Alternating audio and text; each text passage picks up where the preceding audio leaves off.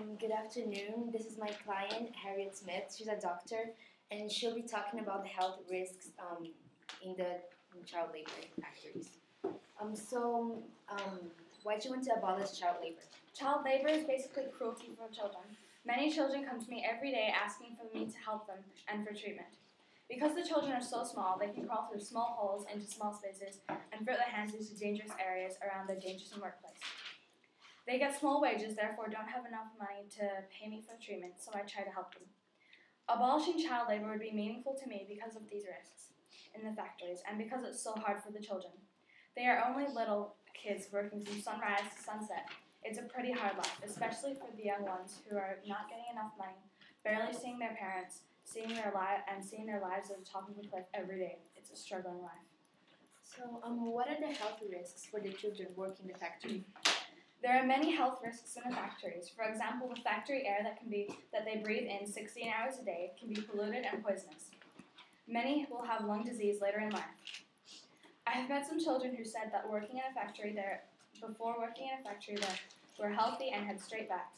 And after 1 year of standing up, crawling into mines, their backs, limbs, legs, and other parts of their body became weak and deformed. You have to understand that a child's body is still forming. Therefore, their bones can be easily broken and twisted. Another risk that the children face is injury, breaking or fracturing bones, getting deep cuts, losing body parts, such as another person. Also, the children are often tired, so naturally they would fall asleep. But sleeping on the job is not acceptable by factory owners. So they would whip the children with leather or wooden whips, which is massively painful, or they would get dunked into large tanks of cold water to wake them up. Since the factories are not very hygienic, the spread of disease is easier in their workplace to spread, so many catch a disease. Because of the strict factory owners, the children are not allowed to rest, even then, so many of them may end up dying.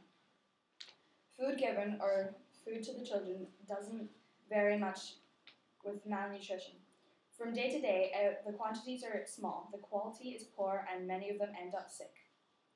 As Emily Small mentioned before, her friend Mary Ann Watson got punched in the chest, which is rather inappropriate and counts as physical harassment. This formed a tumor or a cancer, and due to the malnutrition and lack of strength, she was unable to survive.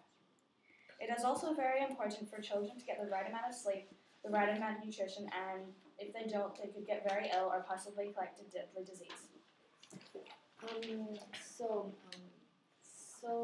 How will those health risks affect the English and Cambridge? The children, for working so much, are more exposed to health risks, I had mentioned before. Diseases are not easily cured in the harsh conditions of the factory, but the children can get better. Other health risks like lung disease, paralysis, deformation, broken fractured bones, they never heal, and mental trauma from the factory days will never be healed either.